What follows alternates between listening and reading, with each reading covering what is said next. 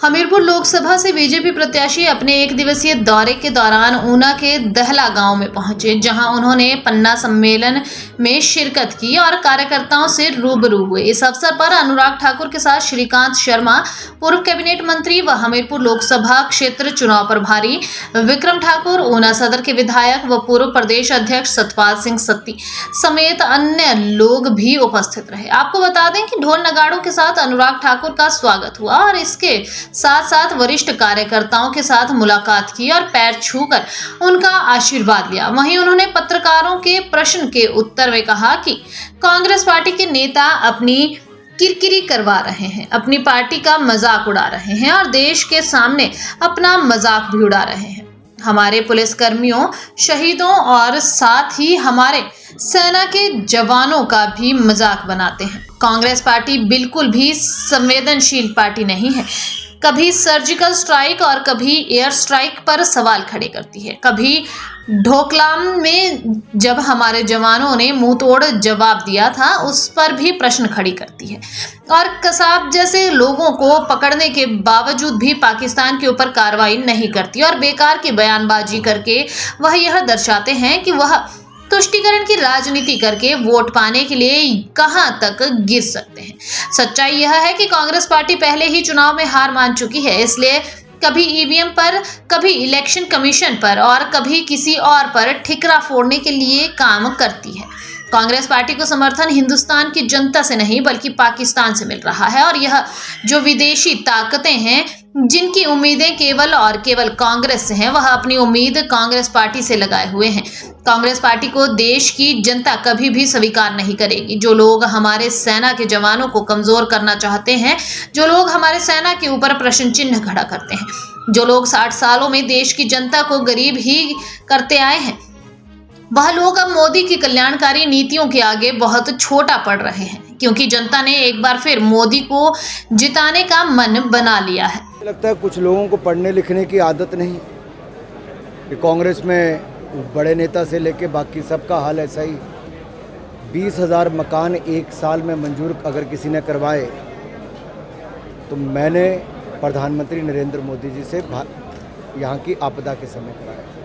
राष्ट्रीय अध्यक्ष नड्डा जी से लेके बाकी सब, जयराम जी, बाकी सब हम लोग जाके 1,762 करोड़ रुपये अलग मंजूर कराया। मनरेगा की रास्ते से लेके डंगे लगाने तक पैसा हमने दिलाया। कांग्रेस ने तो बंदर बांट करके तरपाल में भी देखा कौन कांग्रेस का कौन भाजपा का। अरे जो पैसा दिलाया वो भी खर्च नहीं कर पाई। अपना तो कांग्रेस ने खर्च ही कुछ नहीं किया सरकार ने। जो केंद्र से दिलाया था वो भी खर्च नहीं कर पाए। और मैं एक और उनको याद करवाता हूँ, जब कोविड का समय था तब भी मैंने केवल हमीरपुर संसदीय क्षेत्र में पूरे हिमाचल प्रदेश के हर जिले को oxygen concentrator, mask, cylinder, PP kit से लेके बाकी सब कुछ देने का काम किया।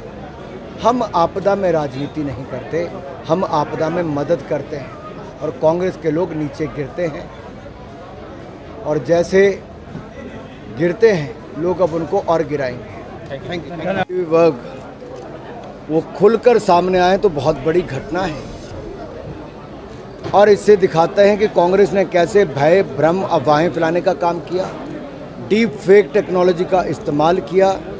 आज कांग्रेस को अपनी हार दिख रही है तो डीप फेक का इस्तेमाल कर रही है, वो अफवाहें फैलाने का काम कर रही है, मोदी जी को बदनाम करने का काम कर रही है। सच्चाई ये है, मोदी जी लोगों के दिलों में बसते हैं और जो राम को लाए हैं मोदी जी को वही लाने वाले। बाजी से कांग्रेस के नेता अपनी पार्टी की किरकिरी भी करवा रहे हैं, मजाक भी उड़ा रहे हैं और देश के सामने बेनकाब हो रहे हैं कि कांग्रेस पुलिस कर्मियों की, हमारे सेना के जवानों की, उनकी शहादत पर भी मजाक उड़ाती है। और संवेदनशील कांग्रेस बिल्कुल नहीं। कभी सर्जिकल स्ट्राइक, एयर स्ट्राइक पर प्रश्न चिन्ह खड़ा करती है, कभी डोकलाम पर जो हमारी सेना के जवानों ने मुंह तोड़ जवाब दिया उस पर प्रश्न चिन्ह खड़ा करती है और कसाब जैसे लोगों को पकड़ने के बाद भी पाकिस्तान पर कार्रवाई नहीं करती। उल्टा इस तरह के बयान देकर कांग्रेस दिखाती है कि तुष्टीकरण की राजनीति के चक्कर में वोट बैंक के चलते किस स्तर तक गिर सकती है। सच्चाई ये है कि कांग्रेस पार्टी चुनाव पहले ही हार मान चुकी है और अब कभी ईवीएम पर, कभी इलेक्शन कमीशन पर तो कभी किसी और पर ठीकरा फोड़ने की काम कर रही है। कांग्रेस को समर्थन हिंदुस्तान के अंदर नहीं पाकिस्तान से मिल रहा है। और ये विदेशी ताकतें जिनकी उम्मीदें कांग्रेस से हैं, वो उम्मीदें कांग्रेस से लगाए बैठे रहें। कांग्रेस को देश की जनता वापस स्वीकार नहीं करेगी।